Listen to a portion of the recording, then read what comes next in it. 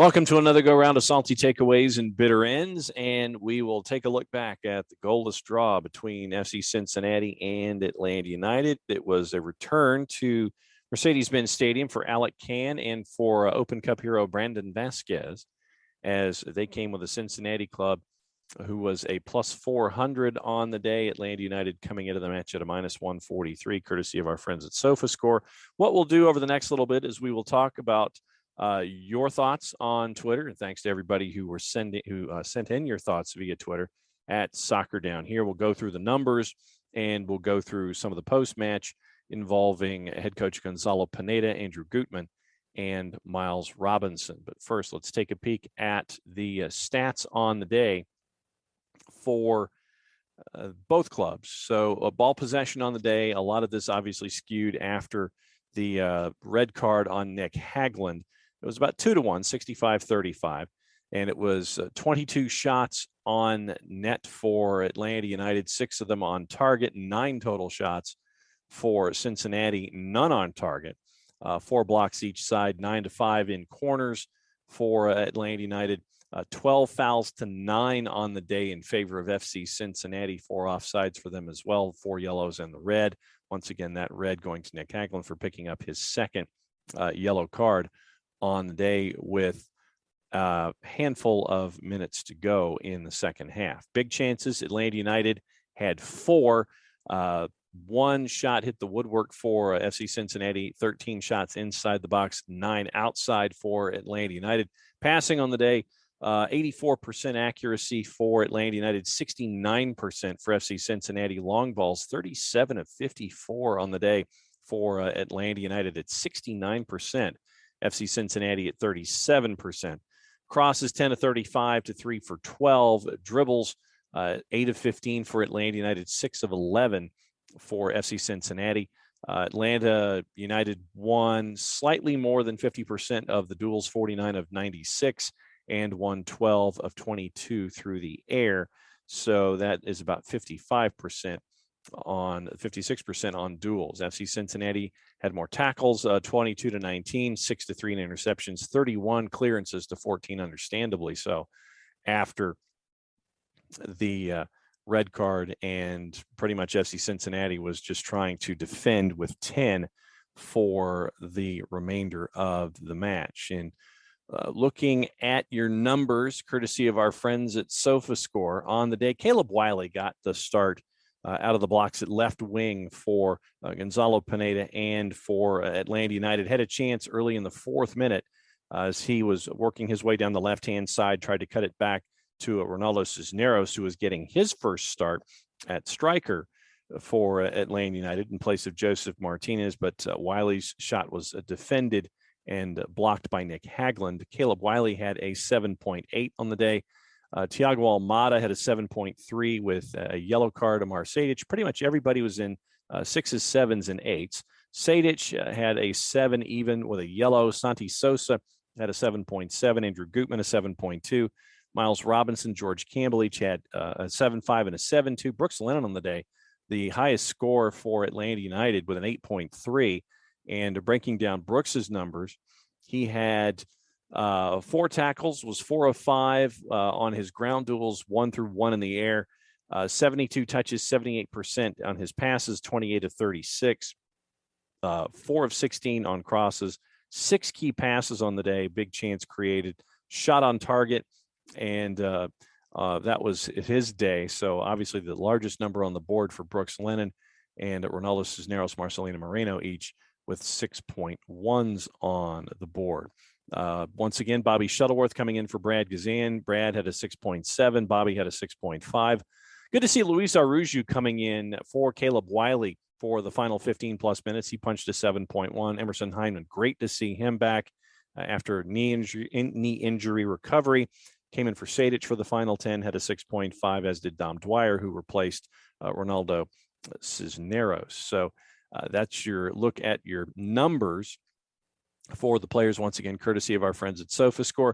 Goalless draw. Here are the thoughts of head coach Gonzalo Pineda after the match. Yeah, well, I think we play a good game in attack. I think the way we play out from the back at times maybe not as clean as we want, but most of the times we were able to unbalance the opponent, and we did that many, many times. I think the expected goals are a reflection of what happened today on the field, but we didn't score the goals, and that's what matters. That's why we didn't win. But I'm proud of the effort and the way my players understood the tactics and created a lot of chances and tried to push for a win. Now let's catch up with Andrew Gutman. Gutman on the left-hand side, working at left back with Caleb Wiley in front of him at the left wing position tonight up against FC Cincinnati. And here's what Gutman said about his relationship and working with Caleb Wiley down the left-hand side. I mean, the kid's 17 years old and, tearing up defenses in MLS. It's crazy to see. When I first came into Atlanta, there was a lot of hype around him, but obviously I didn't know who he was. And all throughout training, you can just see that this kid's special. He's got something different than a lot of people don't have. And tonight he played with a lot of confidence, and I thought he did terrific. He created the handball in the box for the penalty, and he was just causing chaos down that side the whole 60, 70 minutes he played. John, go ahead. Follow up on Joe's question about Caleb Wiley. It seemed like the relationship between the two of you on the pitch has even been there as far back as the Celaya match back in Mexico, where the relationship seemed to be fairly as one. What's it been like to be in a relationship like that, where the two of you almost seem to be of one mind at times? Yeah, I think, Caleb's a natural left back, so, he was playing a little bit higher up the field, and, we kind of have the same tendencies on what we want to do, and we're almost interchangeable at times, right? If I get pushed up higher, then he can kind of just drop in and cover me a little bit. I think he did really well. He didn't try to do too much. He played simple, and then when he got into those great areas, he was able to take people on and create chances for us. Once again, obviously the concern is Brad Guzan, and after the match, Gonzalo Pineda mentioned that once again it was an Achilles. Obviously, as we are discussing things right now, we do not know the seriousness of the injury, but when we know more, obviously we will let you know more. But Miles Robinson was asked about what it's like to have someone like Brad back there and what it's like to have that voice. So Miles Robinson discussed the relationship that he has with his number one keeper. No, it's definitely devastating. He means so much to this team. He's a true leader. His energy is, contagious. Obviously, he's a veteran. He's played, in Europe, all that. Nothing but praise for him. So it's definitely tough for us, especially me. He's been, a leader in my career so far. So it's definitely tough to, take in, but it's something you got to, process with time. So obviously now it turns over to Bobby Shuttleworth. The keys inside the sticks. They go to Bobby Shuttleworth. Shuttleworth, a veteran in Major League Soccer with a handful of clubs, New England, Chicago, and with Minnesota before his time with Atlanta United. Last two seasons with Chicago Fire, 23 starts and 17 starts. So 40 starts in the last two seasons with the Chicago Fire. 2017, 2018, he had 57 starts in 58 matches for Minnesota United. Then before that, he had 8 seasons with the New England Revolution starting back in 2009. So his career numbers, he has 226 matches played with those three clubs, 221 starts, over 20,000 minutes with his time in Major League Soccer, with now his fourth club in Atlanta United. So we will see what the backup keeper situation will be and how that's addressed. Do you sign a veteran and bring him in at a veteran minimum, and you try to work that relationship and work your phones there? So we'll see what's up with that particular idea. So you've got to come up with something fairly quickly. Remember, you have Open Cup coming up in the early part of next week on the 20th. Remember, Chattanooga FC comes to Fifth Third Bank Stadium, 7:30 on Wednesday night, the 20th. And so Shuttleworth will get his full 90 minutes looking at action there at the Fraction going up against Chattanooga FC. But we'll keep an eye on what the situation is for the backup keeper and how that looks for Atlanta United. So let's take a peek at what you folks thought on Twitter tonight. And once again, thanks to everybody who reached out to us after the match was over. So the thoughts, Emilio, glad we have Shuttleworth. Absolutely. And we just went through his numbers and his stats and gave you the rundown as to what Bobby Shuttleworth has meant for his 3 previous clubs and now what he will mean to Atlanta United going forward. Nafkovic, just not quite sharp enough. Wouldn't necessarily call it sharpness, but you had the game plan. You had the game plan drawn up correctly. It's just not finishing. And when you don't have to the point about not quite sharp enough, what I would, once again say is that you had not, coming into this match, had your top 4 players, Joseph Martinez, Thiago Almada, Marcelino Moreno, Luis Araujo, together for one training session at all this year. And so when you're having to sit there and reorient all these pieces, bringing in Ronaldo Cisneros, having him integrated as a striker, having Dom Dwyer working quality minutes up top as he did in Charlotte last week, and then having him as a part, you're still trying to figure out how each and all of these pieces can come together. So, you're trying to do things on a weekly basis and try to get things there on match day. So it's, you look at the XG, and we can go through some of the other numbers from tonight when it comes to how dominant Atlanta United was, short of just not putting the ball in the back of the net. I mean, Coach Pineda mentioned XG as one of the big numbers. For those of you that like to look at the statistics part of the process, shots were 23-9, shots on target 6-0, possession 2-1, key passes 19-7, XG was 3.37 to 0.9. Obviously, the penalty boosts that number up to a 3.37, but that's your 5 stats. Once again, thanks to Mike Conti for posting those on Twitter, just to give everybody a look-see at the dominance that Atlanta United had. Is just those chances and finishing them off. And we showed a lot of them at halftime up on the Halo board. And, you had a handful of them that were close. Thiago Almada right before the half was just wide.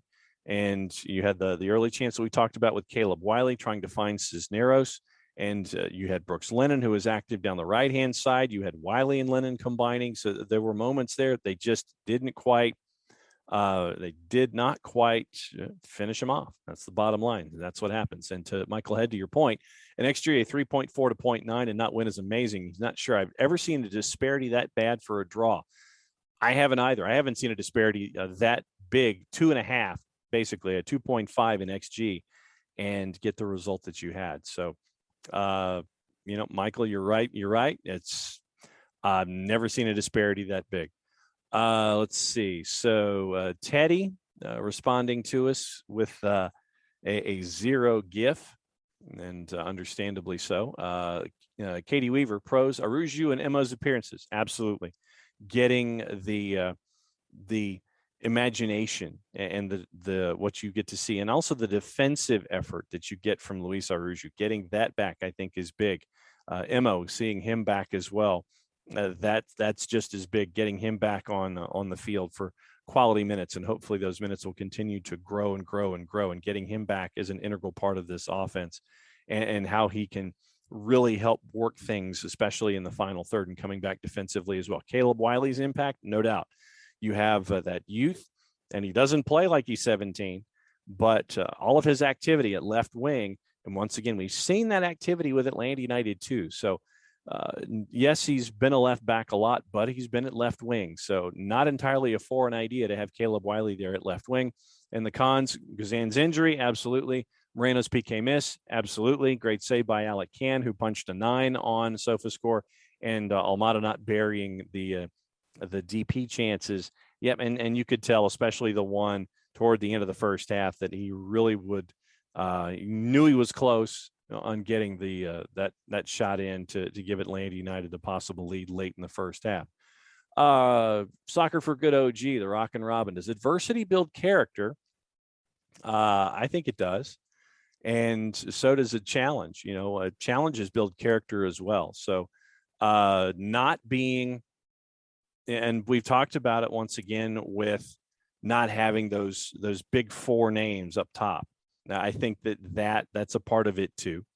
And will the guys bond even tighter? You hope so. And I think that what you've seen and heard from the guys from the press conference opportunities and such is that, yeah, they are growing as a group. And you've heard it from Gonzalo Pineda too, that they're growing together as a group. And so looking forward to seeing that continue as well, with a maturity kicking even sooner for the young guns. Stay tuned.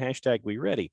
Might have to, when you have folks who are injured and you're having guys like George Campbell come in, and you look at what George did today. Let's break down George's numbers at a 7.2, 6 clearances, 3 blocks, especially the one big one in the first half on the shot by FC Cincinnati, 1 tackle and one dribbled past, 2 for 6 on his ground duels, 4 for 9 in the air. So on the day, 6 of 15. Was fouled once, 71 touches, 80% in his passes, 4 of 8 on long balls. And that's something that I didn't know until I was digging up the numbers.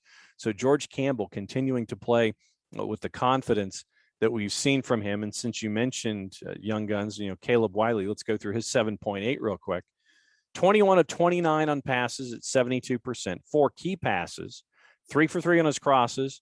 And he created 1 big chance with the early effort and the early combinations with Gutman and Lennon. 3 for 3 on his dribbles, 4 of 5 on his ground duels, 2 clearances, 2 interceptions, and a tackle. So that's a big day for Caleb Wiley. So we're talking about all of the young guns. Those are 2 examples right there, Campbell and Wiley, that have really, really done well for Atlanta United early on. And David, who took my thrash, as I was watching, I thought, since he's clogging the middle, and we just kept getting crosses. Yeah, I mean, that's exactly what they were doing. They were clogging the middle. Don't know if 27, I think that there were numbers in the past that were more than 27. I don't think that's an MLS record. I think that there are numbers that are far larger than 27. 9 corners too. Needed Conway. What you need is for Jackson, David, to get reps, and he got those tonight in Indianapolis against Indy 11, got a goal against Indy. And right now you need to have Jackson get consistent reps up top.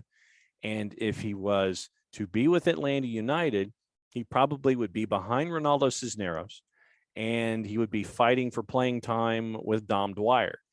Jackson needs reps. He needs to play 90 minutes. He needs to continue to get game sharp. And so the only place he can do that right now, at least in my opinion, is with Atlanta United too. And you got to see that tonight as he got the equalizer in the 2-1 loss up at the Mike.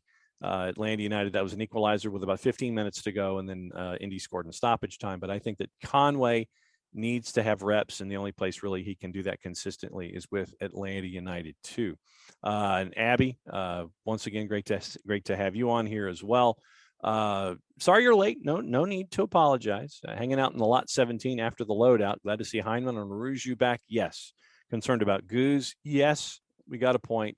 Yes. If you're a fan of Atlanta United, that is exactly what happened. So yes, and yes. And hopefully that will set everybody up for the early returns as we get you ready for an Overreaction Monday at Soccer Down here in the SDH Network at 9:05 on Monday morning, where we all get to kind of talk about everything else after getting some time to think about a goalless draw and losing your top keeper.